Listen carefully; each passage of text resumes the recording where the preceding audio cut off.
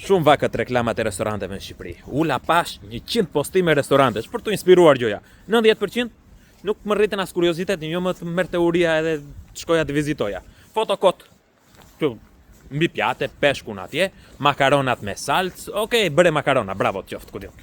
Makarona bëjnë tërë. Pse të vitet tija e mos të ha makarona diku tjetër. Domethënë, unë kur ta shoh, duhet të ngordhurie, ore, duhet të them aman, ore, duhet vete atje se s'bën. Kupton, jo them, okay, një postim tjetër, iki scrolling më të lartë.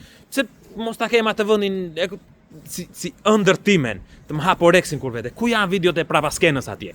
Është kuzhina e pastër, shefi i huaj, stafi i trajnuar, menuja e kuruar, nga ku ti un tjetë çdo gjë, tjetë fikse ajo gjë, mbase ti do thuash ti, unë nuk jam Antoni Burden dhe bëj gjën më të mirë botë, e vërtet. Po mund të bësh gjën më të mirë në lagjen tënde. Dhe unë dua ta di që ti je më i mirë dhe të ma tregosh pse je më i mirë. Hiç, pash dhe ca video që tregojnë restorantin plot atje, gjysmat e njerëzve fshiheshin ashtu se i bën video ai tipi pa leje, se restorant botës, se këtu ha buk tani ti më bën video, rrinin kështu si të friksuar, edhe thot pse s'më vijnë njerëz mua në fund tani.